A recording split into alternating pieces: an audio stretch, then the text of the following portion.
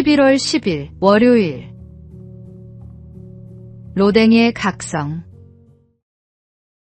조각가 로댕은 3번이나 프랑스 국립미술학교에 낙방했습니다.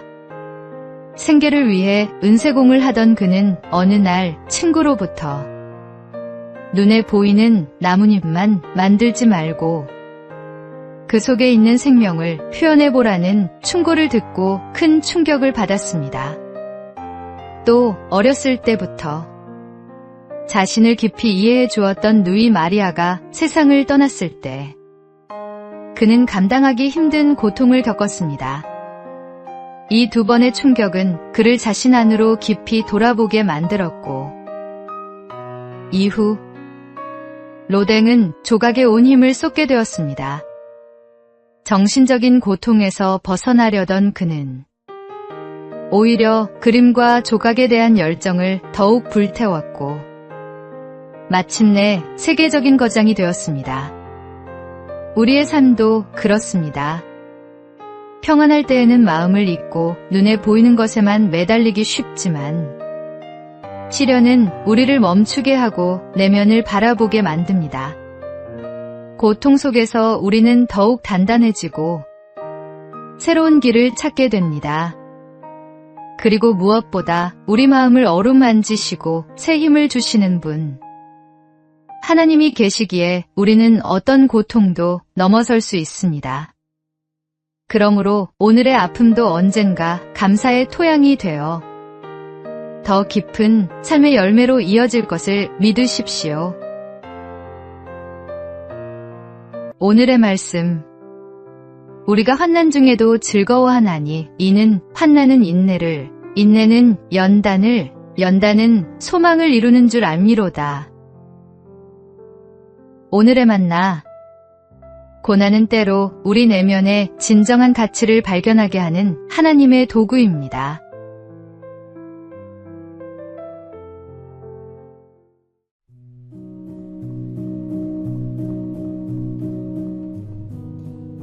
(11월 11일) 화요일.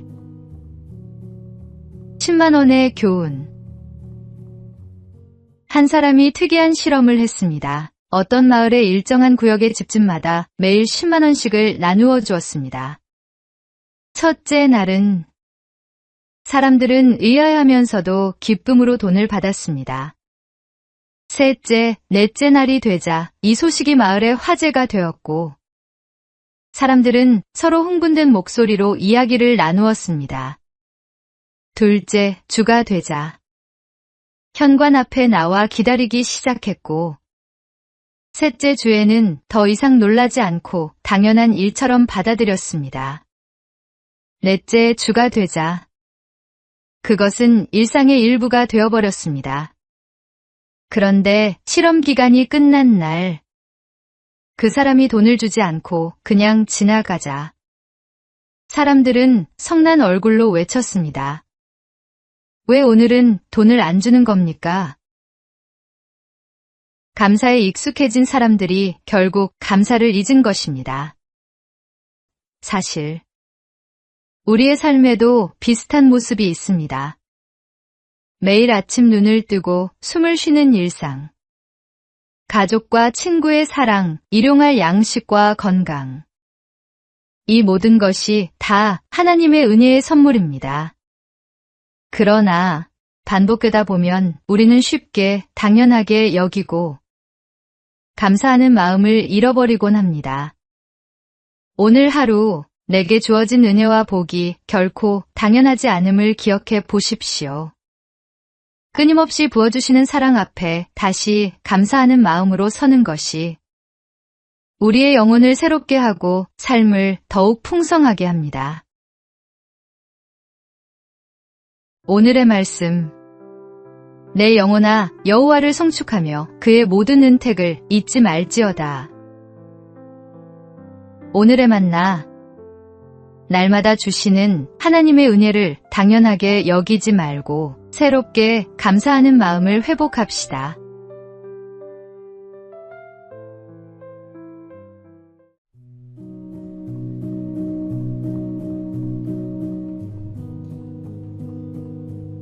11월 12일 수요일. 감사로 피어난 작품. 인천에서 활동하는 강석준 작가는 중증 자폐 2급 판정을 받았습니다. 어린 시절부터 사회와의 소통에 큰 어려움이 있었고 일상조차 쉽지 않았습니다. 그러나 그는 그림과 조각을 통해 자신을 표현하기 시작했습니다. 사람들과 말로 나누기 힘든 내면의 세계를 붓과 조각도로 풀어낸 것입니다.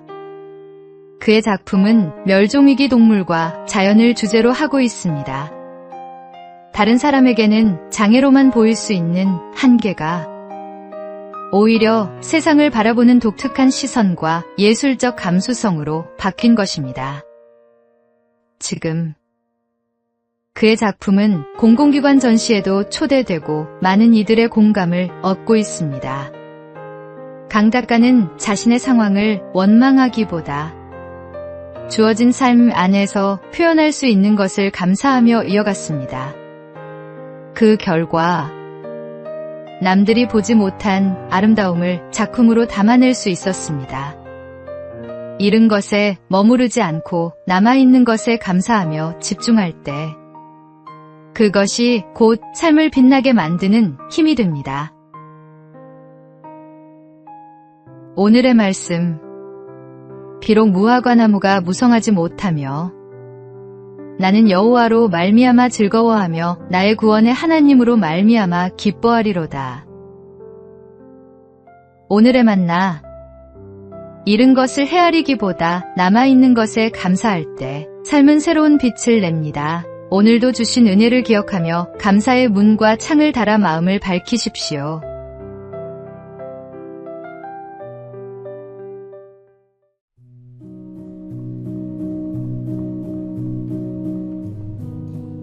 (11월 13일) 목요일. 마지막 순간의 고백. 코미디계의 데브라 불리던 전유성 씨는 평생 이성적 사고가 강해 신앙을 쉽게 받아들이지 못했습니다.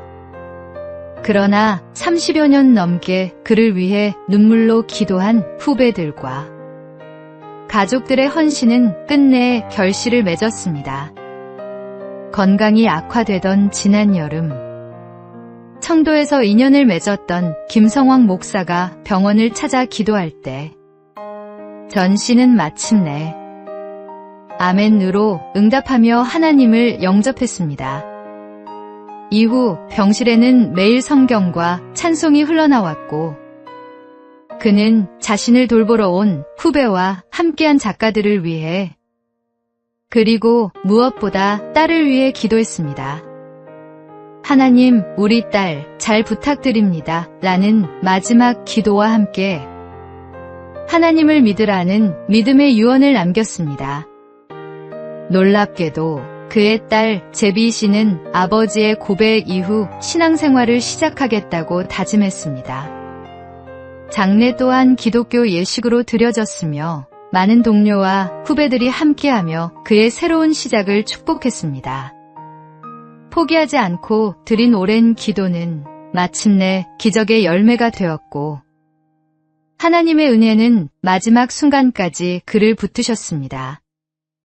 인생의 끝자락에서 드린 이 고백은 모든 이에게 구원의 은혜는 결코 늦지 않다는 사실을 증거합니다. 오늘의 말씀. 누구든지 주의 이름을 부르는 자는 구원을 받으리라. 오늘의 만나. 포기하지 않는 기도가 영혼을 살립니다. 사랑하는 이를 위해 끝까지 기도하는 믿음을 가지십시오.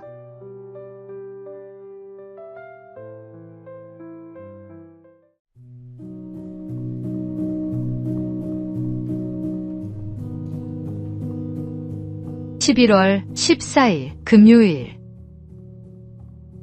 감사의 편지. 오늘은 가을숲의 빈 벤치에 앉아 새소리를 들으며 흰 구름을 바라봅니다.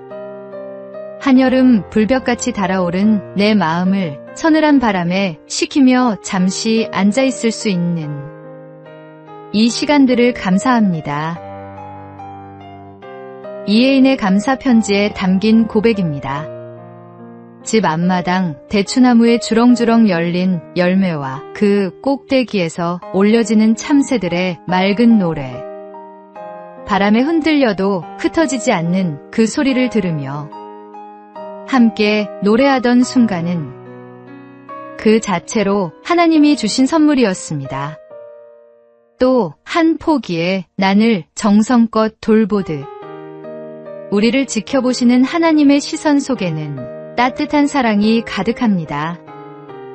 난초가 작은 물방울만으로도 싱싱이 꽃대를 올리듯 우리도 날마다 하나님이 부어주시는 은혜를 받으며 살아갑니다. 아침에 눈을 뜨며 하나님께 인사드리고 맑은 눈으로 하루를 바라보는 것, 그것이 곧 감사의 편지가 됩니다. 오늘도 주신 것들을 하나씩 떠올리며 감사할 때 우리의 하루는 더 깊고 풍성해질 것입니다. 오늘의 말씀, 범사에 우리 주 예수 그리스도의 이름으로 항상 아버지 하나님께 감사하며. 오늘의 만나, 감사는 특별한 일이 있을 때만 드리는 고백이 아닙니다. 평범한 하루 속 작은 순간들을 붙잡아 하나님께 감사해 보십시오.